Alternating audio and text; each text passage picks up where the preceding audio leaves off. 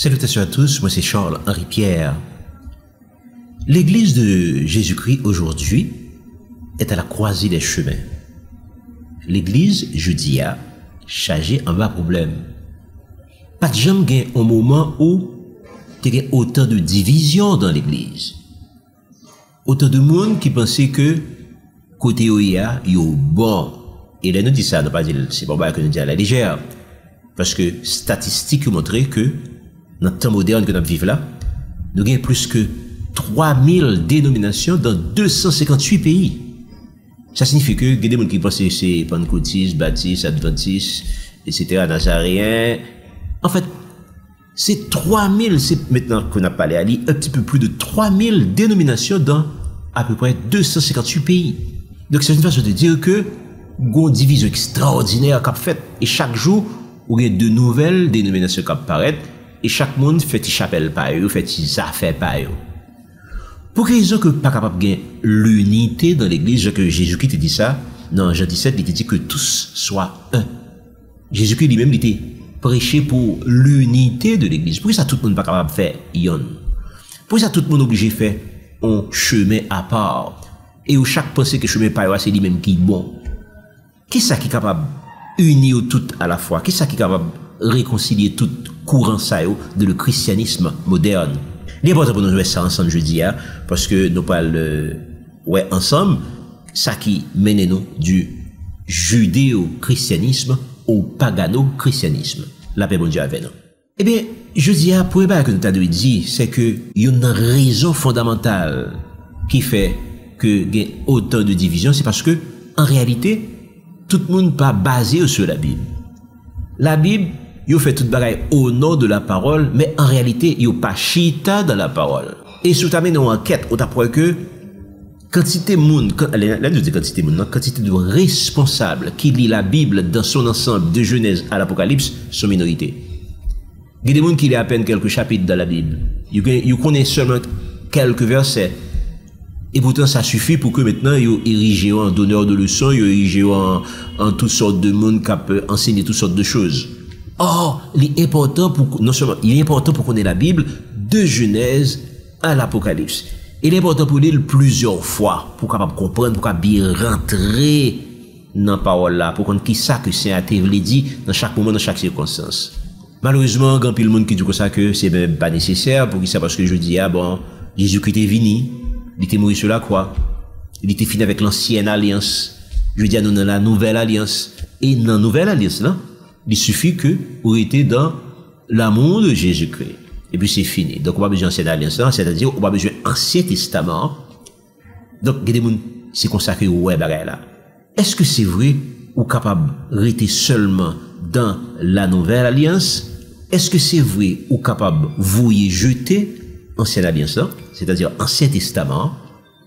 Pour quelle raison, nous dit ça carrément, pour quelle raison un chrétien aujourd'hui, il a dû attacher à la Bible tout entière, à la totalité de la Bible, à la totalité de la parole, sans que le pas rejeter en bas, sans que le pas prendre en bas et que le rejeter en bas. Et bien, je veux dire, nous parlons qu'il y a plusieurs raisons qui fait que nous devons considérer la Bible dans son ensemble. Nous devons considérer tout d'abord l'Ancien Testament, ensuite le Nouveau Testament. Parce que nous connaissons que tout le monde est d'accord avec le Nouveau Testament, parce qu'on dit qu'il y a en Jésus-Christ. Mais en réalité, est-ce que en Jésus-Christ vraiment? Soit en Jésus-Christ, pour ça c'est Nouveau Testament seulement qu'on considère. Mais nous parlons de ça jeudi, nous parlons que pour quelle raison on n'est pas capable de rester seulement dans le Nouveau Testament, il est important pour considérer ni ancien ni nouveau. Première raison qui fait que autant de considérer ni Ancien Testament ni Nouveau Testament, c'est justement à cause des alliances. Parce que tu dis que il y a des gens qui disent que ça que dans la nouvelle alliance là, que l'ancienne alliance là, on parle là encore. Mais est-ce que c'est ça que la Bible dit? Non, c'est pas ça la Bible dit. La Bible parle des différentes alliances, il parle de plusieurs alliances en réalité. Depuis l'Ancien Testament, depuis le livre de la Genèse, sur Noé, etc. C'est à parler de plusieurs alliances particulières. Mais la principale alliance, en tout cas, dit, c'est l'alliance avec Moïse sur le mont Sinaï. Donc, côté que le Tébaï, la loi de Moïse.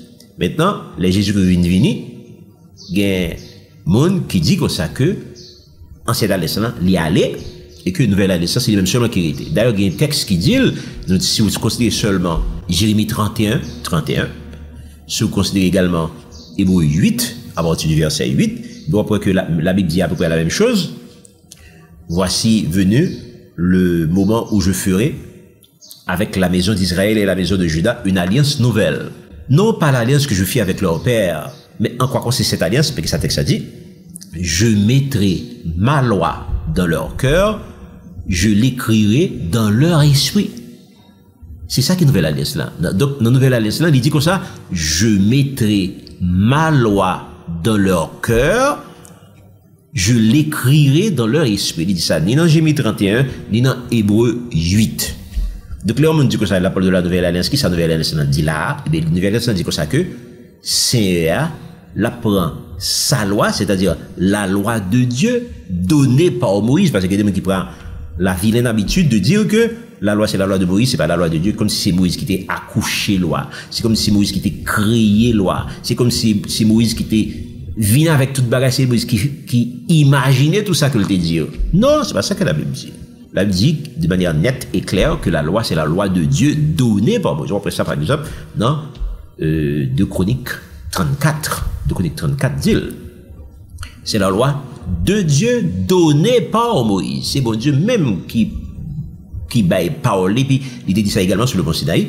Donc Moïse vini, Moïse recevoir parole, Moïse écrit, et puis Moïse à la veille. D'ailleurs, il y a un certain nombre de paroles qui étaient tellement importantes que c'est pas même Moïse qui les dit, parce que je considère par exemple les 10 commandements. Les 10 commandements ont une importance tellement capitale pour le ciel et la terre, que c'est ça même qui fait Moïse vini avec 2 tables de pierre, et puis c'est ça même qui écrit 10 commandements avec ce qu'on appelle la main de Dieu, avec les doigts de Dieu. Donc ça vient de nous une idée de importance que dit commandement, alors que reste loi, ordonnance, précepte, etc., qui est à peu près au nombre de 603. Et bien c'est Moïse qui écrit, Moïse va dicter, parfois c'est Moïse qui écrit sur la dictée de cet esprit, ou bien encore de des sons, de des visions, de des rêves, ou bien encore de manière directe. Mais 10 commandements différents lui-même. C'est Dieu qui écrit 10 commandements ça avec Méli, avec les droits de Dieu. Donc ça va nous une idée de l'importance capitale que les 10 commandements ont. Donc là un homme je dis a dit que ça que lui pour partir dans 10 commandements et puis il quitte reste parti mon ça mon cher c'est un monde pour précaution avec. Parce que l'Bible que Jacques dit que ça que l'on péché contre un commandement ou péché contre tout. L'on raté une ou raté tout. Donc ça fait que un monde qui est normal, un monde qui est prudent, eh bien, il apprend à respecter tous les commandements de Dieu. Bon maintenant, donc on dit que ça que première raison, c'est raison de alliance, le problème des alliances. Donc nouvelle alliance n'a pas dit que c'est un prend loi et le vous jeter, c'est pas ça le dit.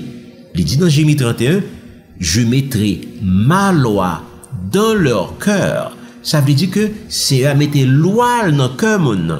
Ça veut dire. Ça veut dire que chrétiens, croyants, ou capable de vivre dans ces 2 situations, côté que ou envie faire des choses qui pas ça, des choses qui pas bibliques, des choses qui pas morales, des choses qui sont de véritables problèmes, de véritables péchés que des fois envie faire, ou senti que des fois on lutte interne, ou on bagaille dans nous-mêmes qui dit non, on va pas faire ça.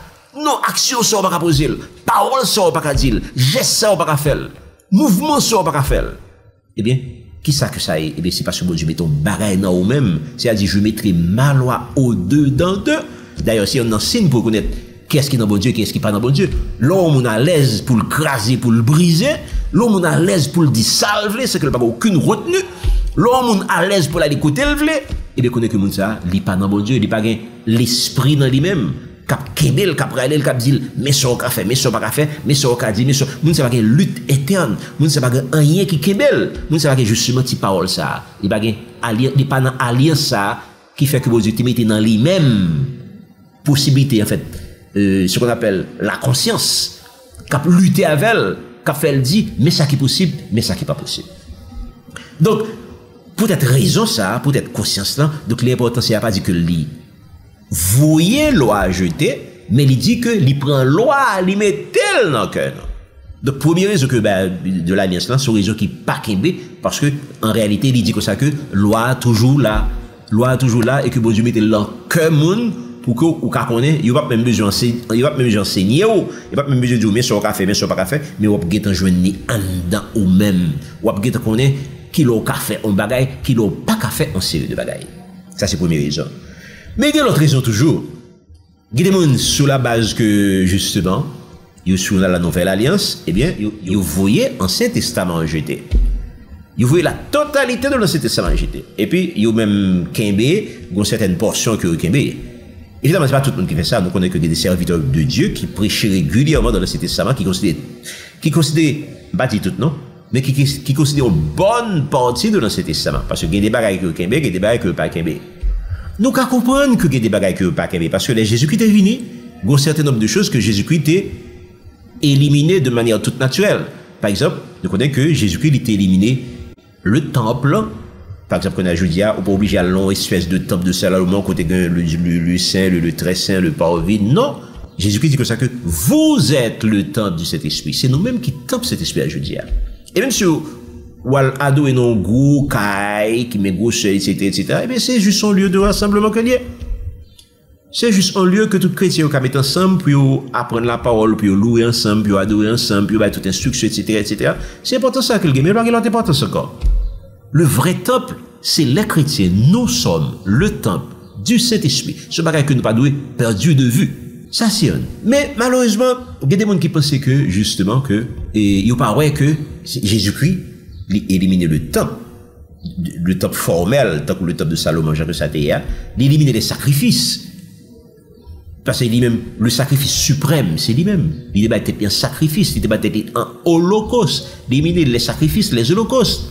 Parce que sur la croix, pas vrai, les versets sans lit, il va coller, mais peut-être raison, ça, je dis, chrétien, pas pour acheter un agneau mâle, sans défaut et sans tâche, pour le célébrer la Pâque. Non, chrétien, pas pour le faire, comme ça encore. Quand il y a je dis, chrétien, il célébrait de préférence la scène, la Sainte Seine, qui commémorait justement sacrifice suprême que c'est a été fait. Il était pas école, il était pas sang, il était pas école, il était pas sang sur la croix. Eh bien, c'est ça que nous deux considérons, je dis.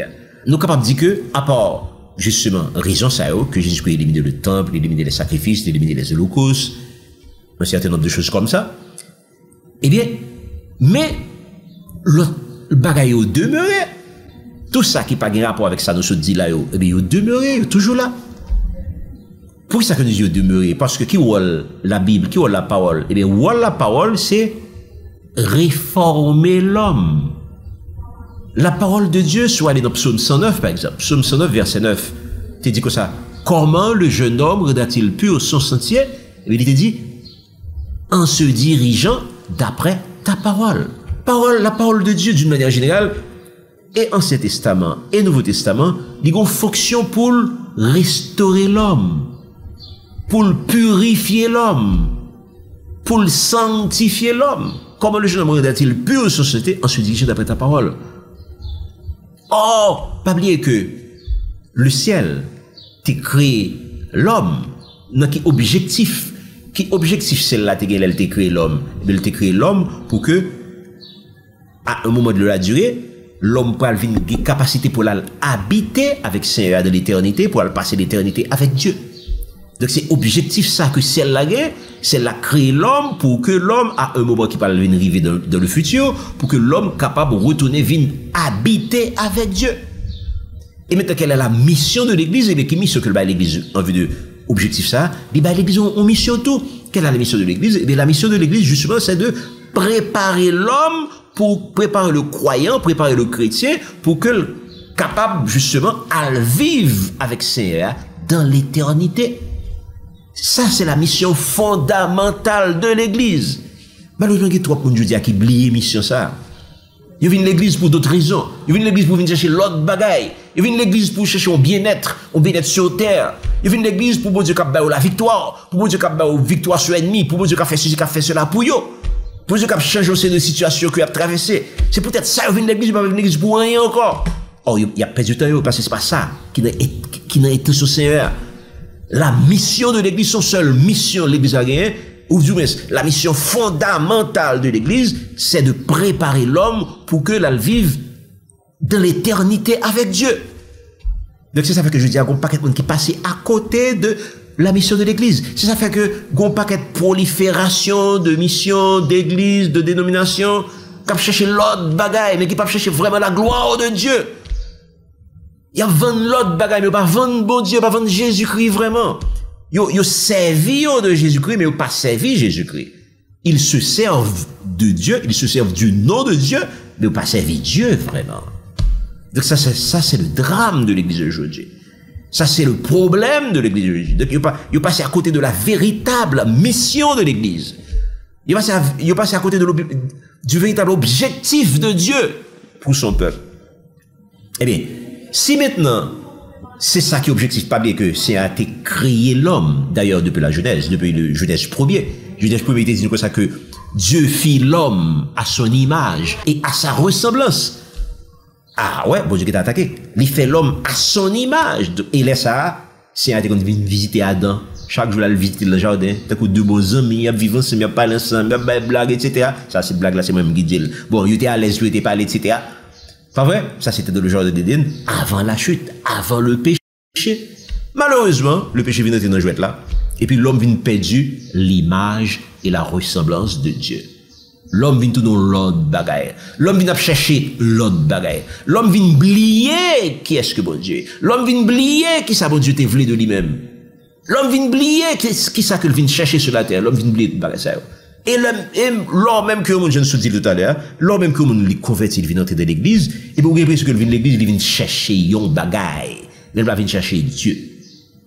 Il va venir chercher Dieu comme tel. Mais il vient chercher un bagaille non mais bon Dieu. C'est ça qui justifie présence li à l'église les dimanches et l'autre jour autour, les l'allant jeune, les l'allant veille de nuit, etc. Là, chercher yon bagaille non mais c'est. Mais il va venir chercher Dieu.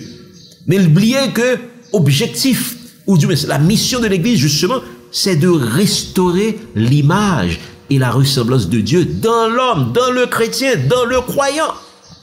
C'est ça qui est mission, c'est ça qui est mission de l'église, c'est ça qui est job. Tout ouvrier, tout corps pastoral, tout ouvrier qui c'est ça qui est job prophète, c'est un qui job prédicateur, c'est job qui job pasteur, qui job enseignant, qui job tout le monde. C'est tout pour mettre tête ensemble pour restaurer l'image et la ressemblance de Dieu de l'homme. Maintenant, est-ce que le possible, justement, pour restaurer cette image, cette ressemblance, est-ce que il est possible pour faire ça sans la parole? C'est vrai que Psaume 119, pas d'accord. Et plusieurs autres versets encore, pas d'accord. Ou besoin de la parole de Dieu pour faire ça. Ou besoin ni Ancien Testament, ni Nouveau Testament. D'ailleurs, Ancien Testament, il y a plus que 500 à peu près promesses la donne. Et Nouveau Testament, il y a à peu près 150 promesses qu'on ça la donne. Donc, qui signifie que sous abandonner Ancien Testament, on abandonne en pile bagaille, ou perdre en pile bagaille. Mais malheureusement, quand paquet de monde qui propose intelligent, yo mettez Ancien Testament de côté, sauf quelques éléments que vous prenez la donne. Par exemple, il y a des gens qui prennent seulement Psaume 23, l'Éternel est je ne manquerai de rien. Ils prennent Psaume 46, Dieu pour nous refuge un appui, un secours qui ne manque jamais de la détresse. Ils prennent Psaume 91, ils prennent Psaume 34, verset 8, ils prennent 2 à 6, 16. Ils prennent Isaïe 41, verset 10, ils prennent Isaïe 43, ils prennent Isaïe 53, ils prennent quelques portions, ils font sorte de piquer-coller. C'est comme dans une table là, chargé à manger, et puis ils prennent un peu là, ils prennent un petit crasseur, un petit crasseur, un petit crasseur, un petit crasseur, et puis ils finissent avant. Est-ce que c'est comme ça que c'est un théorie bagaille là? Non, c'est pas comme ça, c'est un théorie là. Et même les 10 commandements, ils prennent un peu de commandements, ils prennent un commandement ça, ils prennent premier, ils prennent deuxième, ils prennent troisième, ils sautent quatrième, non, ils prennent cinquième, ils prennent sixième, ils prennent cinquième. Est-ce que vous avez droit à faire ça? Est-ce que vous avez droit à faire ça? Il y a des gens qui disent ça, ils ont une liberté pour faire ça. Est-ce que la Bible est libertaire vraiment? Est-ce que ça dit c'est vrai? Non, ce n'est pas vrai. Ça dit c'est pas vrai du tout. Qui ça qui est au droit? Par exemple, c'est à dire 10 commandements, et nous sommes tout à l'heure, que 10 commandements ont une importance capitale pour le ciel. Il ont une importance capitale pour le ciel. Il y a des gens qui disent, le pour commencer à parler, ou quand ils tressaillent, c'est comme si ça n'a pas concerné, ça n'a pas gardé. Ils ont le droit pour choisir ça ou voulez, ils ont le droit pour quitter ça ou voulez. Est-ce que c'est à bon droit? Dans la mesure que vous croyez dans Jésus, vous avez la foi dans Jésus, mais est-ce que vous avez la foi vraiment? Parce que la Bible dit que la foi vient de ce que l'on entend, et ce que l'on entend vient de la parole de Dieu. Donc la foi est liée à la parole de Dieu. Quantité foi, c'est quantité parole qui a bonne idée de quantité foi qu'on a. Si on a pile parole, ou qu'on a une grosse foi, si on a une crasse parole, et on a une petite foi 8, un petit gré de s'élever, j'ai que c'est à te dire là. Ou une petite foi petit. Donc, pour toutes ces raisons, est-ce que vraiment, ou capable de dire que, ou capable d'abandonner une partie dans la parole, ou pour l'autre partie, ou pour une nouvelle partie selon, pour une nouvelle alliance, ou quitter ancienne alliance, est-ce qu'on doit faire ça? Et puis, l'autre raison qui fait qu'on pas faire ça, l'autre raison qui fait qu'on pas faire ça tout, ou pas capable pour une partie ou quitter l'autre partie, à cause de l'église. à cause de la fondation même de l'église. Parce que l'église a été fondée. Éphésiens 2, 20 dit comme ça que vous avez été édifiés sur le fondement des apôtres et des prophètes. Jésus-Christ lui-même étant la pierre angulaire. Vous avez été édifiés sur le fondement des apôtres et des prophètes. Jésus-Christ lui-même étant la pierre angulaire. Ça veut dire que même l'église, quoi procéder là, eh bien l'église, il y a deux pieds de t'es capable de dire, un pied dans l'Ancien Testament et un pied dans le Nouveau Testament. Donc, il n'y a pas existé pièce église sur la terre qui a tous les deux pieds dans le Nouveau Testament seulement. Ça n'existe pas. C'est ça que Paul dit là, dans Éphésiens 2, verset 20. Il dit, vous avez été édifiés sur le fondement des apôtres, c'est-à-dire le Nouveau Testament, tout témoignage des apôtres, tu étais avec Jésus, tout témoignage de Jésus, ça c'est le Nouveau Testament, et des prophètes, la totalité des prophètes. Des prophètes tellement en pile, sa prophète était tellement gros nègre, vu nous pour un seul prophète par exemple, vu nous pour Isaïe, sur pour Isaïe 53, il est même considéré comme le 5e évangile. Isaïe qui a prophétisé tout ça que Jésus qui t'a pas dit. Isaïe qui a prophétisé le ministère de Jésus. Est-ce qu'on peut le jeter? Non, pas le jeter parce que il permet de comprendre un pile bagaille qu'a prévu Jésus-Christ ou il permet de comprendre d'avance. Il permet de comprendre que Jésus-Christ était obligé de passer par la souffrance, que Jésus-Christ était obligé de passer par la croix. Donc en d'autres termes, le Nouveau Testament, c'est la réalisation de l'Ancien Testament. Ou pas capable de le jeter, ou pas qui doit avouer le jeter. Ou pas qui doit avouer le jeter. Mais malheureusement, il y a des gens qui font ça, ils veulent le jeter justement, précisément. Des gens qui disent que ce sont des gens qui sont insensés. L'on fait ça ou insensé. Et puis ça, c'est une raison tout qui fait que ça n'a pas d'accord avec ça, ça n'a pas d'accord avec ça, qui fait que une prolifération d'églises, enfin, d'églises, de groupements chrétiens, une prolifération de groupements chrétiens que ça fait pas, chacun fait pas, chacun est facile de comprendre bagay là, pour ça parce qu'il n'y a pas vraiment chita sur la parole, il n'y a pas vraiment chita sur l'évangile, il n'y a pas vraiment chita à la fois sur l'Ancien et le Nouveau Testament. C'est ça qui expliquait, ou du moins c'est une raison qui expliquait la prolifération des églises chrétiennes à travers le monde. L'autre bas a perdu de vue tout, ils ont perdu de vue que la parole de Dieu est éternelle. Ça veut dire quoi exactement? Ça veut dire que, tout d'abord, l'évangile de Jésus-Christ est un évangile éternel. La loi de Moïse est une loi éternelle. Ah, ça doit nouveau pour quelques monde. Il y a 2-3 monde qui peut être au courant de ce que nous dit là. Mais nous pensons que il y a un pile monde qui pas connaît, qui pas comprendre ça que nous dit là. Oui, nous disons tout d'abord que l'évangile de Jésus-Christ est éternel. Qu'est-ce que nous jouons ça? Il y a un côté qu'on peut jouer ça dans Apocalypse 14 par exemple. Apocalypse 14 verset 6. Il dit que ça, puis je vis un ange qui proclamait un évangile éternel.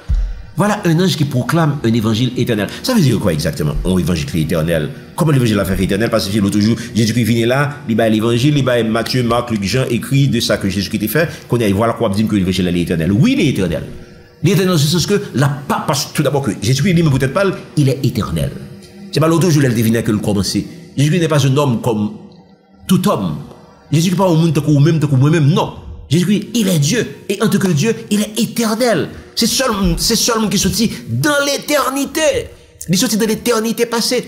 Il était fait que écornel. Il était fait que visiter, en quelque sorte, entre guillemets. Il était fait que passer sur la terre. Un court passage de peut-être 33 ans peut-être, que le passer sur la terre. 30 ans de vie et puis 3 ans de ministère à peu près. Donc, mais, on ne peut pas perdre de vue que Jésus-Christ, lui-même peut-être pas l'éternel. Donc, puisque l'éternel, il est Dieu, et puisqu'il est Dieu, sa parole est éternelle. Son évangile est éternel. Et d'ailleurs, c'est ça fait que Paul peut exprimer ça très bien dans 1 Corinthiens 2:7, côté que Paul peut dire, nous prêchons une sagesse mystérieuse et cachée que Dieu, avant les siècles, avait prédestiné pour notre gloire. Voilà. De quoi ça Paul dit? Dans 1 Corinthiens 2:7, nous prêchons une sagesse mystérieuse. Pourquoi mystérieuse? Dit mystérieuse parce que ce bail qui est couvert, ce bail qui est caché, ce bail que personne ne peut connaître, ce bail qui était là caché, mais que personne ne peut trop connaître. Eh bien, Paul dit nous prêchons une sagesse. Sagesse, ça veut dire que ce bail qui a nous sage, ce bail qui a formé la vie, c'est pas qui a formé la vie de manière conforme à ce que ciel l'a dit. Pas vrai, pour pas en contravention avec ni le ciel ni la terre. Donc nous prêchons une sagesse mystérieuse et cachée que Dieu avant les siècles. Donc sagesse ça, lui prend origine dans les siècles passés, lui prend origine dans l'éternité. Donc Paul confirmait ça que Jean dit dans Apocalypse 14 verset 6. Jean te dit, je vis un ange qui proclamait un évangile éternel. Et voilà que Paul justement confirmait que il prêchait en sagesse qui sortit dans l'éternité passée. Est-ce qu'il y a une preuve que ça veut dire le vrai? Oui, il y a une preuve. Parce qu'on aller dans la Genèse, le livre de la Genèse par exemple. Dans Genèse 4, on voit que Melchisédek, qui te guettant, a offert à Abraham le sacrifice du pain et du vin. Comment Melchisédek fait connaître pour offrir à Abraham le sacrifice du pain et du vin? Est-ce que c'est un geste fortuit qui est fait comme ça, un geste comme ça? Est-ce que c'est une simple coïncidence? Non, c'est pas de coïncidence. Parce que le texte a dit nous que Melchisédek, il était sacrificateur. Donc voilà, un sacrificateur qui baille la communion du pain et du vin à Abraham. Donc c'est bon, un bail fortuit qui fait là. C'est bon bail qui fait par hasard. Non. Donc l'exemple de Melchisédek, il montre non que la parole de Dieu est éternelle. Il montre que l'évangile est éternel.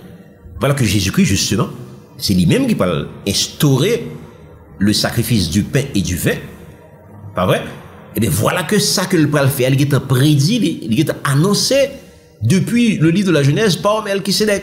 Et l'un nous dit que la loi est éternelle, c'est même mouvement pour la loi tout, l'un nous dit que la loi est éternelle. Et c'est pas nous-mêmes qui dit que est éternel, la Bible le dit, par exemple, la loi elle est dans Psaume 119, verset 152, verset 160 et plusieurs autres côtés encore, qui dit que la parole est éternelle, la loi est éternelle. Comment la loi est éternelle? Eh bien, nous avons plusieurs exemples de ça. Depuis l'éternité, par exemple, Lucifer était jugé avec la loi. Parce que Paul dit comme ça que s'il n'y a pas de loi, il n'y a pas de transgression. Le péché, c'est quoi? Le péché, c'est la transgression de la loi. Et là où il n'y a pas de loi, il n'y a pas de transgression. De l'épître aux Romains. Bon, maintenant, si le péché est la transgression de la loi, et s'il n'y a pas de loi, il n'y a pas de transgression, eh bien, Lucifer, avec qui s'était jugé, Lucifer? Vous savez, par exemple, elle est dans Isaïe 14, Ézéchiel 28, côté qui montre que Lucifer a vécu dans celle-là, normalement, il a fonctionné très bien, jusqu'au jour où l'iniquité t'est trouvée en lui-même, il t'a joué l'iniquité dans Lucifer. Qu'est-ce que ça veut dire? Il joue l'iniquité dans Lucifer. Eh bien, ça signifie que iniquité, c'est quoi? C'est la transgression de la loi. Il joue que Lucifer, il dépasse son limite. Une limite que le pas doit dépasser. Donc, il juge monsieur, peut-être ça. Qui limite il pas doit dépasser? Eh bien, qui faute Lucifer te commettre? Eh bien, la Bible dit que, dans Isaïe 14, dans Ézéchiel 28, eh bien, Lucifer qui était un ange qui était très belle, qui était très puissant, en fait, c'est lui qui était plus femme dans tout ange. Eh bien, bon côté que rivé, il dit comme ça que, je monterai sur le sommet des nues, je m'assierai sur la montagne de l'assemblée, je serai semblable à Dieu. Donc, il vient convoiter la position de Dieu. Il vient convoitise dans le cœur. Il convoite pour le prendre place, bon Dieu, notre nom. Je m'assieds sur le trône même de Dieu. Eh bien, je suis sur le trône de Dieu, mais on va un coup d'état. Il est en fomenter un coup d'état dans le ciel là. Donc ça, nous voyons qu'il est en péché contre le 9e commandement qui dit que tu ne convoiteras point. Voilà que Moïse pour venir, Moïse pour bailler la loi, et puis 9e commandement tellement était là, et bien il a jugé Lucifer avec le 9e commandement. C'est pas fait ça seulement évidemment, il juge avec l'autre commandement tout, avec l'autre loi tout. Par exemple, on connaît que il était posé Jésus-Christ sur ça, quel est le plus grand des commandements? Si tu aimeras l'Éternel ton Dieu de tout ton cœur, de toute ta force, de toutes tes pensées. Deutéronome 6:5. Eh bien, Lucifer montre qu'il n'est pas très bon Dieu parce que celui qui dit qu'il m'aime et n'observe pas un commandement est un menteur. Donc, exemple de Lucifer là, il montre nous que la loi était utilisée dans le ciel là, alors même que Moïse peut venir, alors même que la loi peut il dictait, il peut quand même, disons, publier avec Moïse de manière formelle, mais la loi était là déjà. Il n'est pas seulement là dans l'éternité, mais depuis la création, il était là. Adam et Ève, Caïn et Abel. Un épisode de Caïn et Abel qui est très belle, que nous intéressons un peu à l'épisode ça, pour qui ça que dans Genèse 4, l'Éternel t'a agréé l'offrande de Abel, il était agréé Abel et son offrande, mais il pas agréé Caïn et son offrande pour qu'ils ont. Parce que tous les deux monsieur étaient, ils venaient au point, ils étaient besoin d'offrir, ils étaient besoin offrande à l'Éternel. Et ça, c'est extrêmement intéressant. Voilà, au tout début de la création, voilà deux personnes qui voulaient bailler l'Éternel en bagaille. Question. Est-ce que entre Caïn et Abel qui devait faire une offrande à l'Éternel et jodi dans l'époque moderne et nous-mêmes qui devons faire des offrandes à l'Éternel, qui différence il y a? Est-ce que Caïn et Abel ont une façon que ancien alliance que il doit faire et que nous-mêmes une façon que nous capables de faire pas nous? Non, c'est toujours le même bagaille là. Nous astreignons à la même loi. L'Éternel pas changé. C'est toujours même l'Éternel là. L'Éternel a des conditions pour faire des offrandes. Et c'est peut-être raison ça que il était agréé offrande Abel là, il n'est pas agréé offrande Caïn. Qu'est-ce que Abel t'a fait? Abel te bail, texte là dit nous, parce que là on lit le texte là, ça dit nous que Abel te bail le premier-né de son troupeau. Ensuite, Caïn, qui ça que Caïn te bail, texte là dit nous que Caïn te bail, Caïn te fait une offrande des fruits de la terre. Voilà. Puisque Caïn te fait une offrande des fruits de la terre, c'est à rejeter. Puisque Abel te bail une offrande des premiers-nés de son troupeau, c'est à accepter. Comment nous faire connaître? Eh bien, c'est parce que justement, c'est la Bible qui le dit. La Bible, en d'autres termes, ça qui passe dans Genèse 3, eh bien, c'est pour aller dans Exode 34, qui pourra justifier justement action Abel là, et qui pourra justifier rejet par Caïn. Regarde qui ça Exode 34 dit. Exode 34, le verset 26 dit, tu apporteras à la maison de l'Éternel ton Dieu les prémices des premiers fruits de la terre. Et verset 19 là, toujours dans Exode 34, verset 19 là dit, tout premier-né m'appartient, même tout mâle premier-né de les troupeaux de gros et de menu bétail. Exemple, ça a montré nous que, bon Dieu, il agréé par Abel là, c'est parce que Abel t'a offert premier-né, le des premiers-nés de ce troupeau. C'est ça que le texte a dit. Alors que Caïn lui-même, il fait une offrande des fruits de la terre. Oui, bien sûr qu'il choisit, même il y avait que fruits qui doit bien belle, bien propre, bien ceci, bien cela. Mais quand même, c'est pas intéressé. Et nous n'entendons pas nous, même à qu'on et tout, nous connaissons plusieurs églises qui ont pour habitude, puis faire des tables de fruits, puis présenter à l'Éternel. Et ça sont véritable plaisanterie que ça y est. Parce que table de fruits qu'on présente à l'Éternel, est-ce qu'on assure que c'est les prémices que y est? Et ça fait que table ça nous capable de dire que l'Éternel pas agréé. Les que vous faites, et venez, vous faites le plaisir des dirigeants, ils mangent un pile fruit, nous quoi comprendre ça, ils partagent à eux-mêmes. Mais l'Éternel pas pour plaisir là-dedans.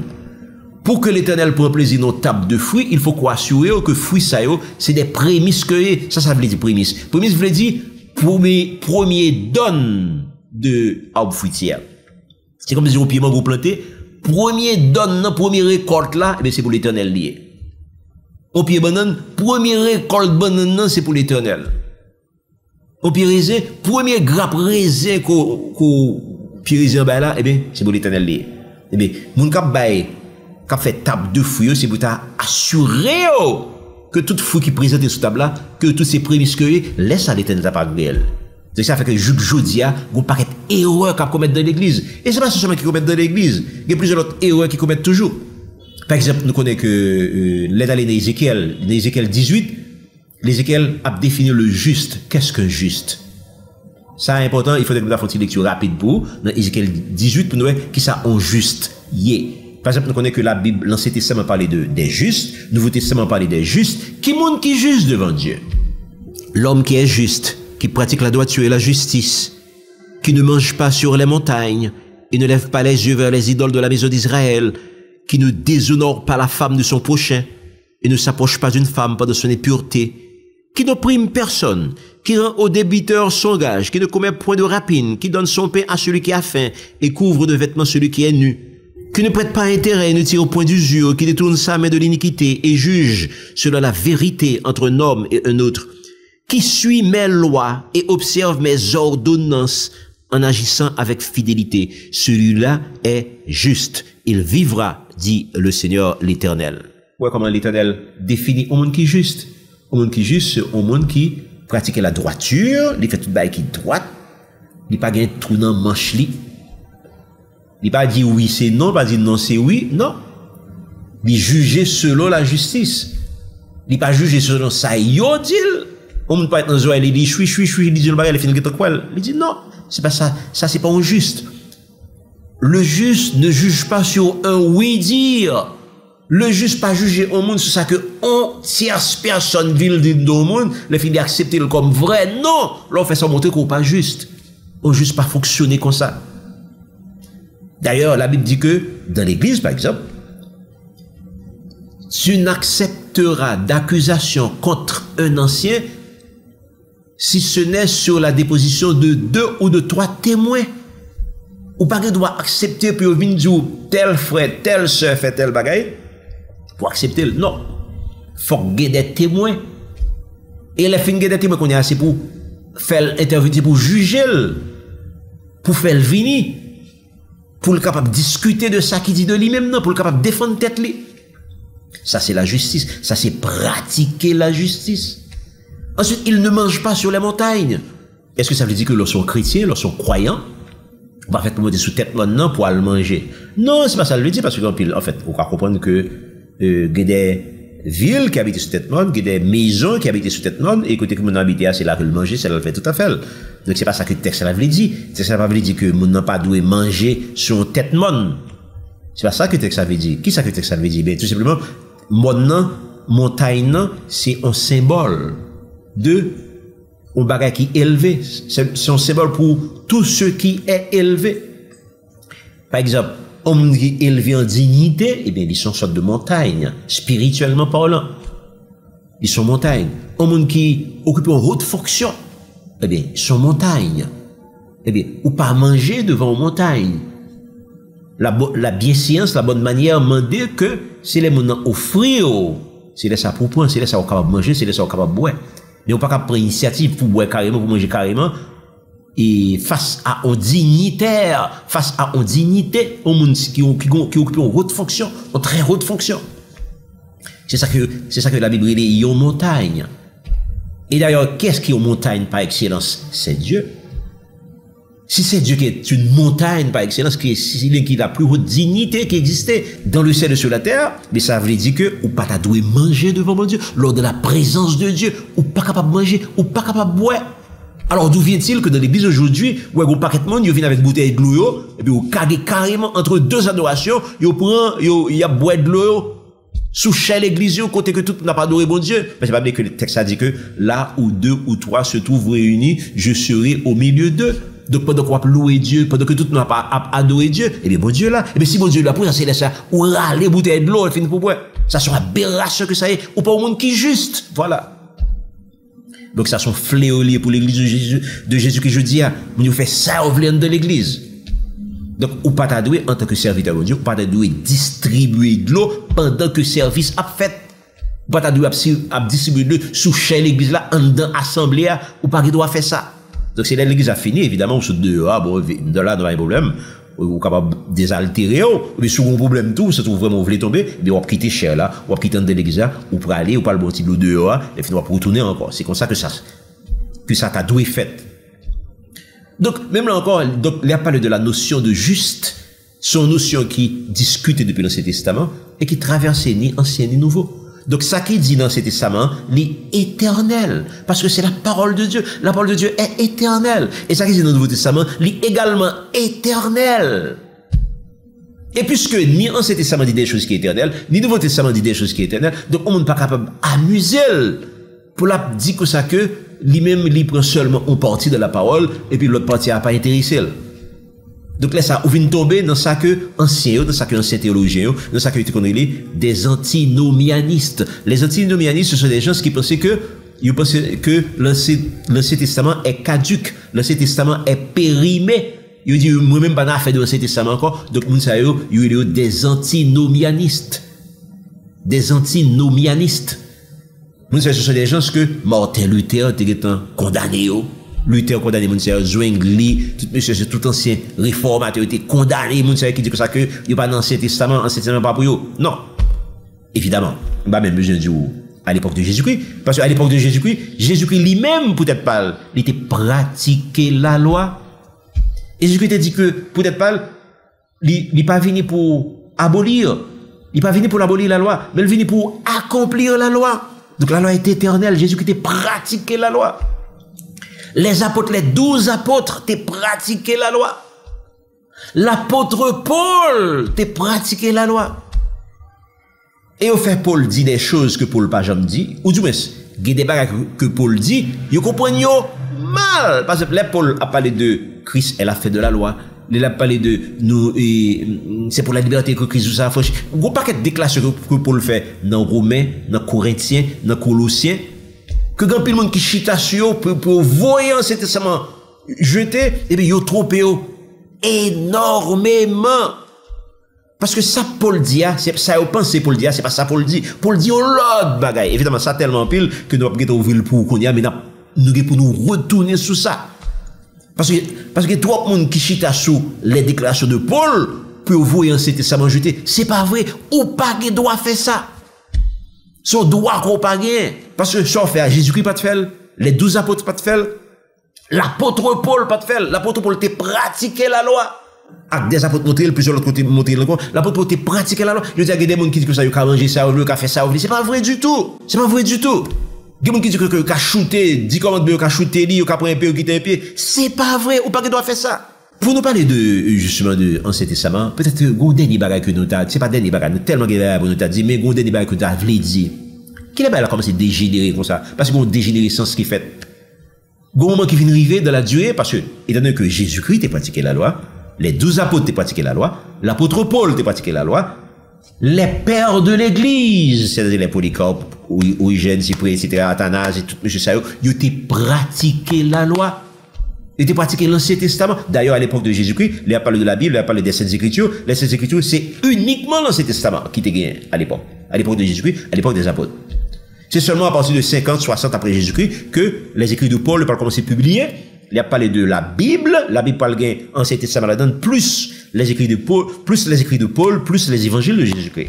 Donc, les évangiles parlent commencer à publier depuis, disons, 40, 50, 60, il va commencer à publier, et puis c'est là ça, Bible là, gens que nous connaissons, il va commencer à prendre corps, il va commencer à prendre chair. Donc, si tout enseignant pratiqué la totalité de la Bible, si les pères de l'église te pratiqué la totalité de la Bible, si l'église primitive te pratiqué la totalité de la Bible, qui n'est pas là comme c'est dégénéré? Ben là comme c'est dégénéré avec l'avènement de ça que les pagano-chrétiens. Vous avez deux groupes de chrétiens qu'on a qui viennent arriver à partir du 4e siècle. Vous avez deux groupes de chrétiens. Vous avez d'une part les judéo-chrétiens, d'autre part les pagano-chrétiens. Les judéo-chrétiens, c'est les chrétiens justement qui d'origine juive, qui n'ont pas aucun problème avec la loi de Moïse, qui vivent en harmonie avec la loi de Moïse. Par exemple, surtout que Jésus-Christ t'es balfouche. Par exemple, dans Matthieu 23, Jésus dit comme ça, les scribes et les pharisiens sont assis sur la chair de Moïse.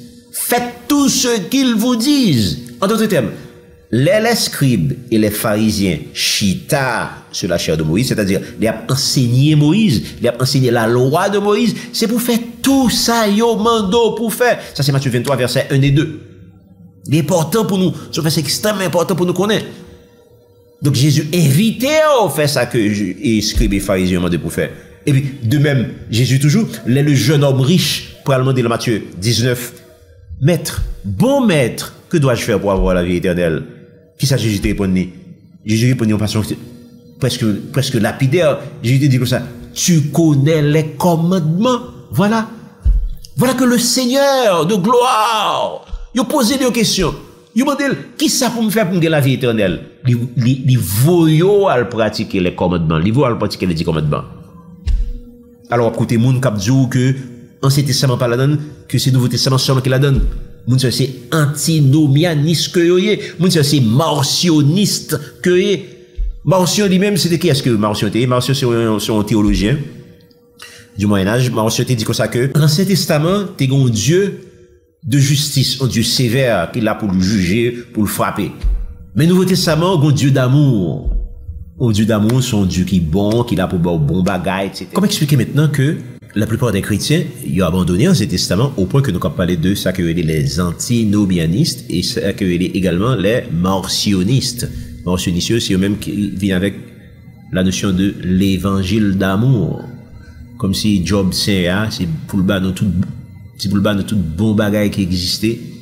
c'est pour le faire nos 4 volontés. Donc, l'église là, c'est aider moun joindre tout bon bagay dans mes seigneurs. Faire qu'on tout petit prière, puis qu'on joindre bon bagay. Ça va veut dire pour autant que c'est par contre bail bon bagay et qu'on pas dû faire ça. Et que si fait ça son faute à proprement parler. Non, c'est pas ça que nous dit. Parce que c'est un Dieu bon. Certainement que c'est un Dieu bon. C'est un Dieu de miséricorde. C'est un Dieu compatissant.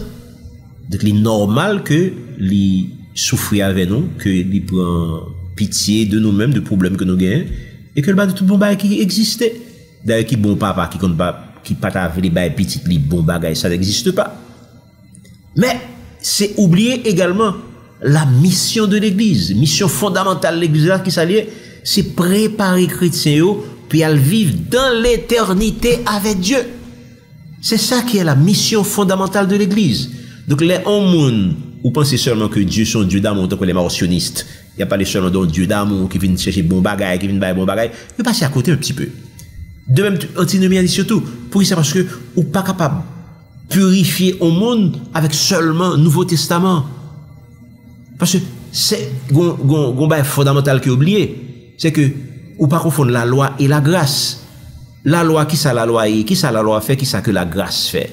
La loi pas purifier, la loi pas sanctifier, la loi pas sauver moun. Pas vrai? C'est la grâce qui sauve, mais la loi pas sauver moun. Ça, tout le monde connaît ça. Par exemple, la loi qui, ou cap comparer avec yon tchala, avec yon code de la route, cap dit, mais qui côté au cap passer, mais qui comment pour conduire machine pour pas faire accident, l'arrivée devant tel feu rouge, c'est pour camper, là-bas, toute instruction qu'on doit suivre pour pas faire dégâts dans la rue. C'est ça qui, priorité code de la route là. Donc, la loi, c'est espèce de code de la route que lié. Il juste lister tout ça que ou capable de faire, tout ça que ou pas capable de faire. Mais listing ça, c'est pas lui-même qui voit l'ancien. Non. Job li, c'est pour le dire qui ça qui bon et qui ça qui pas bon. Maintenant, qui ça que la grâce fait lui-même? La grâce lui-même, c'est l'orphine fait ça qui pas bon, hein? C'est l'orphine condamné et qu'on mérite l'enfer ou mériter sanctionner, puis c'est à dire, me fait pas, me faut grâce. La loi pas faire mon grâce. C'est la grâce, c'est Jésus-Christ qui fait mon grâce. C'est Jésus-Christ qui sauve. C'est dans ce sens que travail Jésus, c'est Jésus seulement qui a fait, et ne peut rien qui a fait encore. Donc, on ne peut pas confondre la loi et la grâce. Yo, chaque job, c'est deux bagailles différents. Maintenant, comment expliquer justement que l'église vient tomber dans la séparation, ça? Alors qu'au début, nous avons dit qu'au premier siècle de l'ère chrétienne, pas de séparation, ça. Chrétiens vivent en harmonie avec la loi de Moïse. Christ vivent en harmonie avec la loi. Il était dit dans Matthieu 23, les Juifs et les pharisiens sont assis sur la chair de Moïse, faites tout ce qu'ils vous diront. Matthieu 23, 1 et 2. Maintenant, comment comprendre que Vingo sorte de dégringolade de l'église? Je veux dire, il y a des gens qui pensaient que ils ont fait ça au voulez. Ils pensaient que ils ont éliminé ça au voulez, ils ont conservé ça au voulez, ils ont kébé ça au voulez. Qui ça que ils doivent faire ça? Ou du moins, comment ils fait tomber bas comme ça? Eh bien, c'est pour apprendre ça depuis l'histoire de l'église, c'est pour apprendre ça depuis Israël, depuis que le peuple a été allé en déportation à Babylone. Eh bien, le peuple a été allé en déportation à Babylone, eh bien, le livre l'autre bois, eh bien, il était infiltré par la culture babylonienne. La culture babylonienne était infiltré le judaïsme, était venu rentrer dans le judaïsme, en sorte que, au vingé, ça que un judaïsme babylonisé. La culture de Babylone vient rentrer dans le judaïsme, au point que, là que le judaïsme a fait le chemin retour avec Esdras, Néhémie, Zorobabel, avec M. Sao, eh bien, il vient un judaïsme babylonisé. C'est-à-dire, d'ailleurs, pour commencer, avant que tu aies allé à, nous prendre des exemples simples, les jours de la semaine, c'était premier jour, deuxième, troisième, quatrième, cinquième, sixième, septième jour. Maintenant, les retourner, je connais des noms. Des noms qui viennent marcher avec les astres, avec l'astrologie. Or, dans l'astrologie, chaque astre, yo, dédié à un dieu. Donc, c'est le culte des dieux. Donc, c'est les sorties Babylone qu'on a que Noé, que les jours, les sorties Babylone, les sorties dans le milieu païen, Babylone, l'Empire Médo-Perse, l'Empire romain. Et c'est là ça, justement, que les jours de la semaine, ils viennent porter des noms. Lundi, viennent dédiés à la lune. C'est ça fait le Moon Day. Moon, en anglais, signifie lune. Donc, Monday. Donc, Monday, c'est le jour de la lune, qui est dédié à la déesse lune. Mardi, qui est dédié à Mars, mardi. Mercredi à Mercure. Jeudi à Jupiter. Vendredi à Vénus. Samedi à Saturne. Et dimanche, il est dédié au dieu soleil. Sunday. Il est dédié au dieu soleil. Donc c'est comme ça que le paganisme vient rentrer dans l'église. Les mois qu'on y a, ils étaient désignés par des chiffres avant qu'ils aient en déportation dans les pays païens. Maintenant, les sortis dans les pays païens, ils viennent rentrer, ils viennent tourner back en Israël. Et bien, qu'on y a, moi, ils viennent des noms païens, d'origine païenne. Et pire que ça, non seulement que vous venez jouer un élément ça, qu'on y a des fêtes païennes qui viennent rentrer dans la culture juive, qui viennent rentrer dans le judaïsme. C'est là ça, vous venez le Talmud, vous venez la Mishnah, vous venez de écrits juifs qui, vous venez de écrits juifs qui terriblement influencés par la culture païenne. Et c'est peut-être raison ça maintenant qu'il n'y a pas de la loi des juifs qui vient totalement différente de la loi de Moïse. Totalement différente de la loi de Moïse. Et maintenant la loi des juifs, qu'on a juif par exemple, pour que juif pas dit Jésus-Christ, pour que les disciples ils pas laver les mains avant que vous mangez. Est-ce que la loi de Moïse est comme ça? Non, la loi de Moïse n'est pas comme ça. Et Jésus tout répond. Et pour ce que nous-mêmes, nous éliminer la loi au profit de votre tradition, au profit de votre loi. Donc, en d'autres termes, depuis ça, il y a une distinction entre la loi de Moïse et la loi des Juifs, la tradition des Juifs. Donc, c'est ça fait que maintenant, là, Paul parle dit comme ça que il pas sous la loi encore. Est-ce que Paul dit comme ça qu'il pas sous la loi de Moïse? Non, il pas dire pas sous la loi de Moïse, surtout que la loi de Moïse est éternelle. C'est la loi de Dieu. Hein? C'est la loi donnée par Dieu. Est-ce que bon Dieu a bon loi aujourd'hui et puis il est fini? Pas oublier que ça le dit dans Psaume 89, verset 34. Il te dit, je ne changerai pas mon alliance. Je ne changerai pas ce qui est sorti de mes lèvres. Dans Psaume 89, le verset 35, mais qu'est-ce qu'il te dit? Je ne violerai point mon alliance et je ne changerai pas ce qui est sorti de mes lèvres. Je ne changerai pas ce qui est sorti de mes lèvres. Donc, c'est ça qui fait que il est important pour distinguer entre la loi de Moïse et la loi des Juifs. Donc, quand pile côté que Paul parle qu'on a dit que nous ne sommes pas sous la loi, nous ne sommes plus sous la loi, il a parlé de la loi des Juifs. Il n'est pas capable de parler de la loi de Dieu. Il n'est pas capable de parler de la loi de Christ. Est-ce que la loi de Dieu a changé? Est-ce que la loi de Christ a changé? Est-ce que la loi du Saint-Esprit a changé? Est-ce que la loi de la foi a changé? Non, il n'a pas changé. Mais par contre, loi que passe sur la loi des Juifs, parce que les Juifs font un paquet de bails qui viennent infiltrer par le paganisme, et bien, qui a dit que chrétien pas supposé rentrer là-dedans. Donc c'est ça qui fait que l'important pour nous faire toute distinction ça yo. Et c'est ça qui fait que finalement, pour gagner plusieurs types de chrétiens, pour gagner les judéo-chrétiens et les pagano-chrétiens. Les judéo-chrétiens, eh bien, c'est chrétiens justement qui vivent en harmonie avec la loi de Moïse.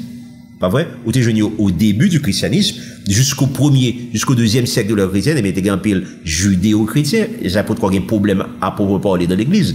Mais par contre, vous venez des pagano-chrétiens, maintenant c'est les chrétiens d'origine païenne, pour rentrer dans l'église, et que les coutumes païennes, les traditions païennes, pour rentrer tout, ils vont imposer par les empereurs romains, particulièrement par l'empereur Constantin, en 321 après Jésus-Christ, mais Constantin pour mettre la paix dans l'empire, et bien il peut le faire, il peut le prendre un peu dans la culture païenne, ça, il peut le prendre un peu dans ça, un peu dans ça, un peu dans chaque, il peut le mettre tout ensemble, il peut le faire une espèce d'œcuménisme. C'est ainsi que, un paquet culte païen qui peut rentrer dans l'église. Ça fait un paquet de culte païen qui peut rentrer dans l'église. Ou pas gagner par exemple, Pâques, nous sommes célébrés Pâques, les Pâques païennes qui peuvent rentrer dans l'église. Au lieu de la Pâques, l'église qu'on n'a pas célébré la Pâques encore, mais elle peut célébrer les Pâques.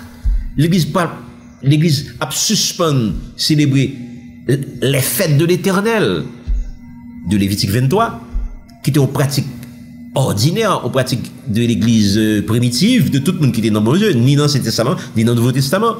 Mais l'on vient rentrer dans le pagano-christianisme, il va éliminer les fêtes de l'éternel au profit de un certain nombre de fêtes païennes qui a célébré au nom de Jésus-Christ. Et tout récemment, la dernière fête païenne que je célèbre au nom de Jésus-Christ, c'est la fête de Pâques. La fête de Pâques sont fêtes essentiellement païennes. Et n'a pas le de les Pâques. Ou attendez, on dit joyeuse Pâques avec ES. Donc son fête païenne, alors que vraie fête chrétienne, c'est la célébration de la Pâque. Christ est notre Pâque qui a été immolé. Donc chrétien, c'est la Pâque que tu as dû célébrer. Et Christ est notre Pâque. Mais chrétien, pas dû célébrer du tout les Pâques. Or, c'est exactement ça que nous souhaitons faire. Et il y a l'autre fête païenne qui est toujours, qui venir toujours. Tout ceci, c'est pour dire que chaque fois que nous quittons l'évangile de Jésus-Christ, la loi de Dieu, et que nous tombons dans la tradition païenne, eh bien, nous fait des choses. Nous avons éliminé la parole de Dieu, nous avons éliminé l'Ancien Testament, nous avons seulement partie du Nouveau Testament, et puis nous avons fait toute une théologie avec seulement 2, 3, 4, 5, une dizaine de versets, une quinzaine de versets, nous avons fait toute une théologie sur lui. Mais laisse ça, l'église fait comment c'est divisé. Laisse ça fait comment c'est que des gens qui disent que moi-même prends ça, je prends ça, eh bien, qui n'est pas réveillé, c'est le Jésus-Christ qui va le venir. Jésus parle au tenir, il parle de qui est-ce qui remet, il parle que le monde qui vraiment remet, c'est le monde qui pratique commandement lié. Il dit quelqu'un même qui observe mes commandements. Celui qui dit qu'il m'aime et n'observe pas mes commandements est un menteur. Et la vérité n'est point en lui. Donc l'important, je dis, pour nous comprendre que c'est la parole qui sauve. Et parole là, c'est la parole dans son ensemble. C'est la parole tout entière. C'est pas seulement une partie dans la parole de Dieu, mais c'est la parole de Dieu dans son ensemble. C'est l'homme qui est important pour que nous soyons capables de restaurer à l'image et à la ressemblance de Dieu. C'est l'homme qui a fait de nous-mêmes des gens qui justes, des gens qui ont un comportement qui digne de croyants, de vrais croyants, de vrais chrétiens. Sous mesure, un vrai chrétien, eh c'est pour l'Ancien Testament. Pas contre le Nouveau Testament seulement, mais obligé contre l'Ancien Testament également. C'est ça qui a aidé à transformer en l'image et en la ressemblance de Dieu. Et laisser à venir, c'est pas vraiment de combien comme la banque, c'est pas vraiment de comment t'es béni dans l'évangile, mais c'est pas le gado pour voir si vraiment ou son monde qui semblait avec Jésus-Christ. Se sembler avec Jésus-Christ, c'est alors que vous va avoir accès au trône céleste, c'est alors que vous va avoir accès à la nouvelle Jérusalem. Mais si par contre, vous êtes venu seulement pour venir régler affaire pas, ou êtes venu seulement pour bénir dans l'évangile, vous regrettez ça. Donc je dis à une seule question qui était pour nous poser, qui ça que nous je dis à? Sommes-nous des judéo-chrétiens ou des pagano-chrétiens? Que chaque monde réponde qui sur ça, peut-être que bon Dieu bénisse nous.